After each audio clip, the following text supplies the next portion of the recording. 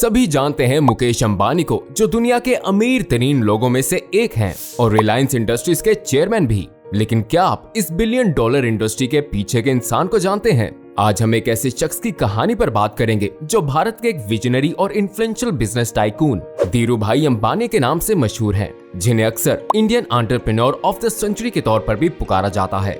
उनकी जिंदगी की कहानी इख्तियार, इनोवेशन और निरंतर डिटर्मिनेशन की कुव्वत का सबूत है। उन्होंने रिलायंस इंडस्ट्रीज की बुनियाद रखी थी, एक बड़ा कॉन्ग्लोमरेट जिसमें पेट्रोकेमिकल्स, कम्युनिकेशंस, पावर और टेक्सटाइल शामिल थे। ये भारत में सबसे बड़ी एक्सपोर्ट करने वाली कंपनी थी और साथ ही वो पहली भारतीय कंपनी जो फॉर्च्यून 500 में शामिल हुई। बेशक धीरूभाई अंबानी भारतीय बिजनेस मंजरनामा में एक पहचानदार शख्सियत थे और उनका सफर छोटी सी शुरुआत से एक बिजनेस सम्राट बनाने तक का कमाल का था। इस वीडियो में हमने धीरूभाई अंबानी की जिंदगी और कामयाबियों को गहराई से एक्सप्लोर किया है, तो देखते रहिए ये वीडियो और जाने कि किस तरह धीरूभाई अंबानी ने एक छोटे से बिजनेस को भारत का सबसे बड़ा बिजनेस बनाया। धीरूभाई अंबानी की पैदाइश दिसंबर 28, 1932 को गुजरात, भारत के छोटे से गांव छोड़वाड़ में हुई थी। उनके पिता हीराचंद गोर्डन भाई अंबानी एक स्कूल टीचर थे और उनकी माता जमुनाबेन अंबानी हाउसवाइफ थीं। धीरूभाई एक लोअर मिडिल क्लास परिवार में बड़े हुए और उनके परिवार को गुजारा करने के लिए भी काफी स्ट्रगल करनी पड़ती थी। उन्होंने अपनी पढ़ाई बहादुर खंजी स्कूल से की। 10वीं क्लास पूरी करने के बाद जब वो सिर्फ 17 साल के थे तो उन्होंने अपने गांव को छोड़कर एडन, यमन में अपने भाई के पास जाने का फैसला किया, जो कि उस टाइम पर एक ब्रिटिश कॉलोनी थी। पहले वो वहां गैस स्टेशन अटेंडेंट की जॉब करते थे, फिर उन्हें ए बेसी एंड को नाम से एक बड़े ट्रेडिंग फर्म में क्लर्क की नौकरी मिली, जहां उन्होंने बिजनेस के बारे में बहुत कुछ सीखा। इस तजुर्बे ने उनको इंटरनेशनल ट्रेड्स और कारोबार के ऑपरेशंस के हवाले से कीमती इंसाइट्स हासिल करने का मौका दिया, जो बाद में उनके रिलायंस ग्रुप की बुनियाद रखने और भारत में इसे तरक्की देने में मददगार साबित हुआ। वो 1958 में अपने सपने को पूरा करने के लिए भारत लौट आए और मुंबई में बस गए।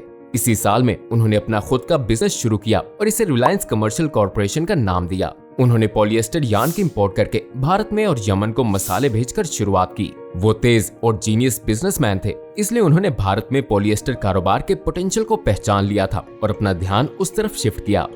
उनका कारोबार तेजी से बढ़ने लगा और वो बहुत कामयाब हो गए, लेकिन उन्हें सिर्फ मालोजात का सौदा करके खुश नहीं रहना था। उनका मकसद अपनी प्रोडक्ट्स बनाना था। इसीलिए उन्होंने 1966 में अपनी पहली टेक्सटाइल मिल खोली, जिसका नाम था रिलायंस टेक्सटाइल इंडस्ट्रीज, और वहीं से सिंथेटिक फैब्रिक्स बनाना शुरू किया। उन्होंने ब्रांड मार्केटिंग का कंसेप्ट इंट्रोड्यूस करके टेक्सटाइल इंडस्ट्री को रेवोल्यूशनाइज किया और विमल को भारत में घर घर की बात बनाया। उनका पीछे मुड़कर इंटीग्रेशन का तरीका, जहां उनकी कंपनी ने यार्न से लेकर फिनिश प्रोडक्ट तक सब कुछ खुद मैन्युफैक्चर किया, इसने उनको ऊंचे क्वालिटी स्टैंडर्ड्स को बरकरार रखने और अखराजात कम करने की इजाजत दी। इस तरह रिलायंस टेक्सटाइल इंडस्ट्रीज भारत में पॉलिएस्टर फाइबर और यार्न के सबसे बड़े प्रोड्यूसर बन गए। 1977 में उन्होंने रिलायंस को पब्लिक कंपनी बनाया, क्योंकि बैंक्स ने उनको पैसे देने से इनकार कर दिया। वो भारत की मईशत और हुकूमत के दिफाई तौर पर बहुत चालाक और जदीद तरीकों से डील करने में माहिर थे। धीरूभाई की इच्छाओं की कोई हद नहीं थी। वो यहाँ पर नहीं रुके। उन्होंने 1980s में पेट्रोकेमिकल इंडस्ट्री में कदम रखा, जब उन्होंने रिलायंस इंडस्ट्रीज की स्थापना की, जो बाद में भारत की सबसे बड़ी प्राइवेट सेक्टर कंपनी और भारत की मईशत में सबसे बड़ा हिस्सा बन गई।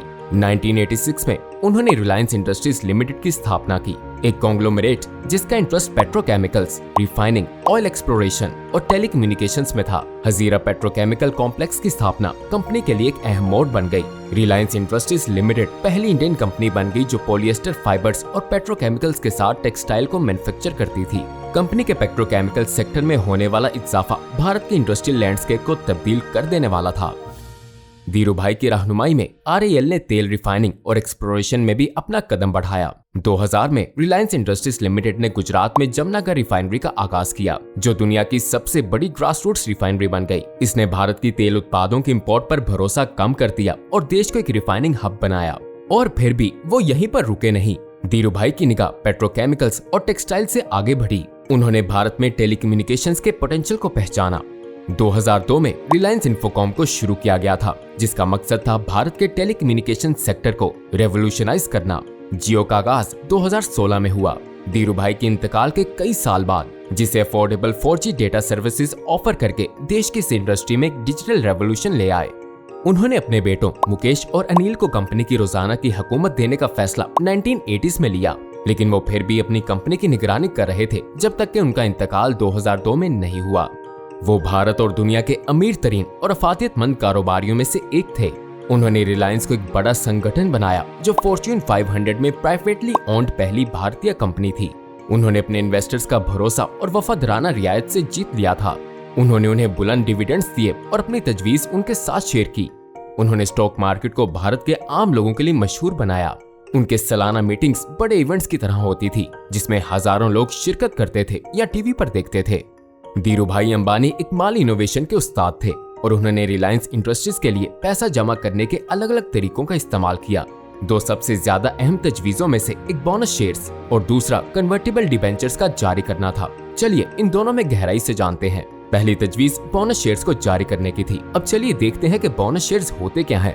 बोनस शेयर्स, जो कि स्क्रिप्ट डिविडेंड्स या कैपिटलाइजेशन इश्यूज के नाम से भी जाने जाते हैं, किसी कंपनी के मौजूदा शेयर होल्डर्स को तकसीम होने वाले मजीद शेयर्स होते हैं। ये बिना किसी माली लागत के जारी किए जाते हैं और ये मौजूदा शेयर होल्डर्स के पास पहले से रखे गए शेयर्स के अनुपात में तकसीम किए जाते हैं। धीरूभाई अंबानी ने इस तजवीज को इस्तेमाल किया ताकि रिलायंस के शेयर होल्डर्स के दरमियान मालिकाना और शिरकत का माहौल पैदा किया जा सके। इस तरीके से उन्होंने लाखों लोगों को अपनी तरफ मबजूल किया। धीरूभाई ने बोनस शेयर्स को खुशदिलाना तरीके से जारी किया। इस कदम से नए शेयर होल्डर्स का एक बड़ा आगाज पैदा हुआ क्योंकि लोगों को ये ख्याल आया कि वो मजीद शेयर्स बिना किसी माली लागत के हासिल कर रहे हैं। इसने शेयर होल्डर्स को ये भी महसूस कराया कि वो अपने इन्वेस्टमेंट से हमेशा फायदा हासिल कर रहे हैं। बोनस शेयर्स के जारी होने से रिलायंस के शेयर्स की लिक्विडिटी भी स्टॉक मार्केट में बढ़ गई। ट्रेडिंग के लिए मजीद शेयर्स मौजूद होने के साथ रिलायंस के शेयर्स की मांग तेजी से बढ़ी, जिससे फिर स्टॉक प्राइस भी बुलंद हुई। जब ज्यादा मांग के बाद स्टॉक प्राइस बढ़ी तो रिलायंस की मार्केट कैपिटलाइजेशन में भी तेजी से इजाफा हुआ। इसने रिलायंस को भारतीय स्टॉक मार्केट में सबसे कीमती कंपनीज में से एक बनाया। अब दूसरी तजवीज थी convertible debentures. Convertible debentures debt instruments हैं जो बाद में इक्विटी शेयर्स में तब्दील किए जा सकते हैं। धीरूभाई अंबानी ने कन्वर्टिबल डिबेंचर्स का इस्तेमाल फंड जमा करने और शेयर होल्डर स्पेस को बढ़ाने के लिए एक खास तरीके के रूप में किया था। कन्वर्टिबल डिबेंचर्स ने ऐसे लंबे मुद्दत के इन्वेस्टर्स को अट्रैक्ट किया जो रिलायंस इंडस्ट्रीज के विकास के पोटेंशियल में विश्वास रखते थे। ये इन्वेस्टर्स डिबेंचर्स खरीदते थे जिनमें उन्हें फ्यूचर में मुकर्रर कन्वर्जन प्राइस पर इक्विटी शेयर्स में तब्दील करने का ऑप्शन होता था। इस तरीके ने रिलायंस को उन इन्वेस्टर्स से फंड्स हासिल करने की इजाजत दी जो लंबी मुद्दत के लिए कमिट करने के लिए तैयार थे। जब इन्वेस्टर्स अपने डिबेंचर्स को इक्विटी शेयर्स में तब्दील करते थे तो रिलायंस के शेयर होल्डर्स की तादाद में इजाफा होता था। इस तरीके ने रिलायंस को वक्त के साथ अपने शेयर होल्डर्स बेस को बड़ा होने की इजाजत दी। कन्वर्टिबल डिबेंचर्स ने रिलायंस को माली कर्जे के बोझ को ज्यादा नहीं बढ़ाने के बावजूद कैपिटल हासिल करने की इजाजत दी, क्योंकि डिबेंचर्स को इक्विटी में तब्दील किया जा सकता था। इससे एक लचकदार माली फाइनेंसिंग ऑप्शन मिली थी। धीरूभाई एक होशियार बिजनेसमैन थे और इन स्ट्रेटजीज से पता चलता है कि वो उस वक्त के माली इनोवेशन के उस्ताद कैसे थे। कामयाबी के साथ मुश्किलात भी आती हैं और धीरूभाई अंबानी ने अपने करियर के दौरान अपने हिस्से की कई कंट्रोवर्सीज का सामना किया। एक सबसे प्रोमिनेंट कंट्रोवर्सी में शामिल था मार्केट में मैनिपुलेशन का इल्जाम। क्रिटिसाइजर्स ने अंबानी पर स्टॉक प्राइसेस को अपने फायदे के लिए मैनिपुलेट करने का इल्जाम लगाया, जिससे दूसरे मार्केट पार्टिसिपेंट्स के लिए एक आइडियल मैदान नहीं रह गया। आप जानते हैं 1988 में रिलायंस इंडस्ट्रीज के लिए एक बड़ा चैलेंज था। उन्होंने कुछ हिस्से से तब्दील होने वाले डिबेंचर्स के बारे में एक राइट्स इशू छापी थी। इसका मतलब था कि उन्होंने कुछ बॉन्ड्स बेचकर पैसा जमा करने का इरादा किया था जो बाद में शेयर्स में तब्दील किए जा सकते थे, लेकिन एक अफवाह थी कि वो अपने शेयर प्राइसेस को गिरने से रोकना चाहते थे। कुछ स्टॉक ब्रोकर्स ने कलकत्ता से इसे मौका समझकर पैसे कमाने का सोचा और उन्होंने एक ग्रुप बनाया जिसे द बियर कार्टेल कहते थे, और उन्होंने रिलायंस के शेयर्स जो कि उनके पास नहीं थे वो बेचने का आगाज किया। उन्हें उम्मीद थी कि वो बाद में उन्हें कम रेट पर वापस खरीद सकेंगे, लेकिन उनको ये मालूम नहीं था कि रिलायंस के कुछ दोस्त स्टॉक मार्केट में भी थे। कुछ स्टॉक ब्रोकर्स ने रिलायंस को स्पॉट किया और वो शेयर्स खरीदते रहे जो द बियर कार्टेल बेच रहे थे। इसने द बियर कार्टेल के लिए मुश्किल पैदा कर दी क्योंकि उन्हें शेयर्स डिलीवर करने थे जो उन्होंने बेचे थे, लेकिन अब ये उन्हें कम रेट पर नहीं मिल रहे थे। हालात इतने खराब हो गए कि बॉम्बे स्टॉक एक्सचेंज को 3 दिन के लिए बंद करना पड़ गया। एक्सचेंज की अथॉरिटीज ने समझौता किया और शेयर्स उधार देने की मुद्दत को 2 इंडियन रुपीस पर कम कर दिया और द बियर कार्टेल को कुछ दिनों के अंदर शेयर्स डिलीवर करने को कहा। द बियर कार्टेल के पास कोई और चॉइस नहीं थी कि वो शेयर्स मार्केट में ज्यादा प्राइस पर खरीदते, और गेस क्या हुआ? धीरूभाई अंबानी खुद उन शेयर्स को उनसे बेच रहे थे और उनके जुए से एक बड़ा मुनाफा बना रहे थे। इस हादसे के बाद कई लोगों ने ये सवाल उठाया कि धीरूभाई अंबानी ने क्राइसिस के दौरान इतना सारा पैसा कैसे हासिल किया? कैसे एक पुराना यार्न ट्रेडर इतना अमीर और ताकतवर बन गया? इसका जवाब फाइनेंस मिनिस्टर प्रणब मुखर्जी ने पार्लियामेंट में दिया। उन्होंने कहा कि एक नॉन रेजिडेंट इंडियन ने 1982 से 1983 तक तकरीबन 220 मिलियन इंडियन रुपीस रिलायंस में इन्वेस्ट किए थे। ये इन्वेस्टमेंट्स क्रोकोडाइल, लोटा और फियास्को जैसी कंपनीज के जरिए की गई थी जो असाइल ऑफ मैन में रजिस्टर्ड थी। इन तमाम कंपनीज के ओनर्स का सरनेम शाह था। रिजर्व बैंक ऑफ इंडिया ने इस मामले की जांच की और उन्होंने कोई भी इल्लीगल या इत्तेकादी अमल या ट्रांजैक्शंस को रिलायंस या उसके प्रोमोटर्स के खिलाफ नहीं पाया। धीरूभाई अंबानी की कहानी का इख्तिताम दुख भरा था। उन्होंने 24 जून 2002 को बराए हाथ को फैल जाने वाला एक बड़ा स्ट्रोक आया और उन्हें मुंबई के ब्रीच कैंडी हॉस्पिटल में ले जाया गया। ये उनका दूसरा स्ट्रोक था। पहला स्ट्रोक फरवरी 1986 में आया था और उसने उनके दाएं हाथ को पैरालाइज कर दिया था। वो एक हफ्ते से ज्यादा तक होश में नहीं आए और कई डॉक्टर्स ने उन्हें बचाने की कोशिश की, लेकिन वो जिंदा नहीं रहे और 6 जुलाई 2002 को इंतकाल कर गए। धीरूभाई अंबानी को पहला स्ट्रोक 1986 में आया था, जिसके बाद उन्हें रिलायंस का कंट्रोल छोड़ना पड़ा। उन्होंने अपने बेटों मुकेश और अनिल को चार्ज दिया, लेकिन नवंबर 2004 में मुकेश ने एक इंटरव्यू में कहा कि उसके और अनिल के दरमियान कुछ पैसों के मसाइल पर मुखालिफात है। उन्होंने कहा कि मुखालिफात खुफिया डोमेन में है। जब धीरूभाई अंबानी की डेथ हो गई तो ग्रुप 2 हिस्सों में तकसीम हो गया। रिलायंस इंडस्ट्रीज लिमिटेड, जिसे मुकेश ने लीड किया, और रिलायंस अनिल धीरूभाई अंबानी ग्रुप, जिसे अनिल ने लीड किया। इसी तरह मुकेश अंबानी CEO बन गए और अनिल अंबानी चेयरपर्सन बन गए। मुकेश अंबानी ने अपने वालिद की वफात के बाद रिलायंस इंडस्ट्रीज लिमिटेड, जो रिलायंस ग्रुप की फ्लैगशिप कंपनी है, उसके चेयरमैन और मैनेजिंग डायरेक्टर के तौर पर जिम्मेदारी संभाली। उनकी लीडरशिप के नीचे रिलायंस इंडस्ट्रीज लिमिटेड ने अहम तरक्की और तफरीकात देखी हैं। मुकेश अंबानी ने रिलायंस इंडस्ट्रीज लिमिटेड को मुख्तलिफ सेक्टर्स में तफरीकात देने में देखभाल की है, जैसे कि टेलीकम्युनिकेशंस, पेट्रोकेमिकल्स, रिफाइनिंग, रिटेल और डिजिटल सर्विसेज। खासतौर पर रिलायंस जियो इंडियन टेलीकॉम इंडस्ट्री, जो बहुत बड़ी इंडस्ट्री बन गई और जल्दी से बहुत बड़ी तादाद में सब्सक्राइबर्स हासिल किए। Mukesh Ambani cutting edge technologies और इनोवेशंस में अपने इन्वेस्टमेंट्स के लिए मशहूर हैं। कंपनी को ई-कॉमर्स, डिजिटल पेमेंट्स और टेक्नोलॉजी ड्रिवन वेंचर्स में इजाफे पर तवज्जो दी गई है। मुकेश अंबानी की लीडरशिप में रिलायंस इंडस्ट्रीज लिमिटेड ने सस्टेनेबल और ग्रीन इनिशिएटिव्स को भी अहमियत दी है और 2035 तक नेट जीरो कार्बन कंपनी बनने का अज़म किया है। दूसरी तरफ अनिल अंबानी ने रिलायंस EDA ग्रुप की बुनियाद पर मुख्तलिफ सेक्टर्स में बिजनेस शुरू किए, जैसे कि telecommunications, financial services, power generation और इंफ्रास्ट्रक्चर। अनिल अंबानी ने रिलायंस कम्युनिकेशंस को लीड किया, एक टेलीकम्युनिकेशंस कंपनी, लेकिन टेलीकॉम सेक्टर में मुकाबला बहुत बढ़ गया और माली मुश्किलात का सामना करना पड़ा, जिससे कंपनी बैंकरप्ट हो गई। उन्होंने फाइनेंशियल सर्विसेज में भी कदम रखा, जैसे कि रिलायंस कैपिटल और रिलायंस होम फाइनेंस, लेकिन इन बिजनेसेस को भी अपनी किस्म की मुश्किलात का सामना करना पड़ा। अनिल अंबानी ने इंफ्रास्ट्रक्चर प्रोजेक्ट्स और डिफेंस मैन्युफैक्चरिंग में भी रिलायंस ग्रुप की कंपनीज के जरिए हिस्सा लिया। भाइयों के दरमियान के रिश्ते में अप्स और डाउन्स, जैसे कि कानूनी झगड़े और फैमिली के असासात तकसीम के मुतालिक मुख्तलिफ सुलहें हुई हैं। इन झगड़ों ने इंडिया में मीडिया पर वो असर पैदा किया है जो कि काबिल जिक्र है। 2017 तक कंपनी के पास 2,50,000 से ज्यादा एम्प्लॉयज थे। 2012 में रिलायंस इंडस्ट्रीज रेवेन्यू के लिहाज से दुनिया की सबसे बड़ी कंपनीज की टॉप 100 में से एक थी, फॉर्च्यून 500 लिस्ट में। धीरूभाई अंबानी समाज की तरफ वापस देने का गहराई से वादा करते थे। वो भारत में बहुत सारी डोनेशंस देते थे और लोगों की मदद करने पर इख्तियार रखते थे।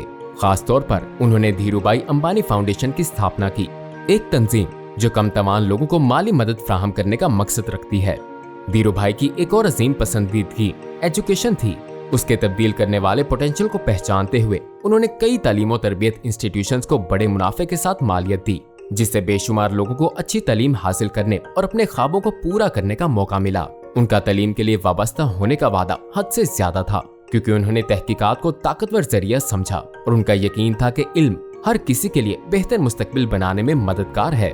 इसके अलावा अंबानी मेडिकल रिसर्च के जज्बाती मुदाफी भी थे। अपनी फाउंडेशन के जरिए उन्होंने कई मेडिकल इंतहायात को सपोर्ट और मालियत फ्राहम की, ताकि हेल्थ केयर को बेहतर बनाया जा सके और समाजी बेहतर हालत हासिल की जा सके। उनकी खिदमत ने इस फील्ड में तरक्की और इजाफे की तरफ एक बड़ी मंजिल बनाई, जिससे बेशुमार लोगों की जिंदगी को फायदा पहुंचा। उनके एजुकेशन और हेल्थ केयर के लिए वाबस्ता होने के अलावा अंबानी आर्ट्स और कल्चर के भी पुरअसर सपोर्टर थे। उन्होंने मकबूलियत और कल्चर की विरासत को बरकरार रखने और प्रमोट करने की अहमियत को पहचाना और उनकी फाउंडेशन ने मुख्तलिफ कल्चरल प्रोजेक्ट्स और इवेंट्स के लिए वफादारी से फंड्स फ्राहम किए। इस तरह उन्होंने कल्चर और आर्ट्स के अमीर मंजर को जिंदा किया, जिससे लोगों और कम्युनिटीज की जिंदगियां मजबूत हुईं। धीरूभाई अंबानी की बड़ी फिलैंथ्रोपिक कोशिशें सिर्फ उनकी दया और करम के सबूत नहीं थे, बल्कि ये भी एक ताकतवर ट्रिगर फॉर पॉजिटिव चेंज था। उनकी विरासत आज भी बेशुमार लोगों को इंस्पायर और उन्हें उठाने में मददगार है। और ये एक चमकती हुई मिसाल है कि एक ऐसे शख्स के गजब और वकार से सोसाइटी में कैसी गहराई तब्दीली की जा सकती है। धीरूभाई अंबानी की जिंदगी और कामयाबियां कई किताबों, डॉक्यूमेंट्रीज और फिल्म्स का मौजू बनी है।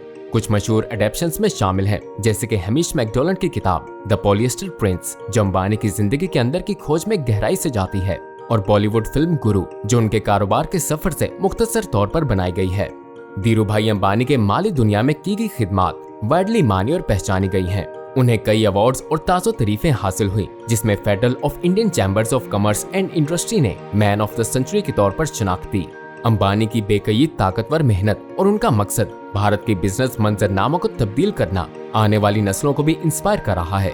धीरूभाई अंबानी की कहानी एक रैग्स टू रिचेस कहानी है, जो आज भी लोगों को इंस्पायर करती है। उन्होंने ये दिखाया कि बड़ी चीजें हासिल करना मुमकिन है, चाहे आप कहीं से भी आए। वो एक असल एंटरप्रेन्योर थे, जो अपने ख्वाबों पर कभी भी हार नहीं माने। धीरूभाई अंबानी की विरासत सिर्फ उनके बिजनेस में कामयाबी के बारे में नहीं है, उन्होंने डोनेशंस भी बड़े दिल से दी। उन्होंने तालीम और माली तरक्की के लिए भी जोरदार सपोर्ट की। धीरूभाई अंबानी असल में एक इंडस्ट्री के टाइटन थे। उन्होंने एक मजबूत विरासत छोड़ी है, जो आने वाली नस्लों को भी इंस्पायर करती रहेगी। अगर आपको ये कहानी पसंद आई है तो इस वीडियो को लाइक करें और चैनल को सब्सक्राइब करना मत भूलिएगा।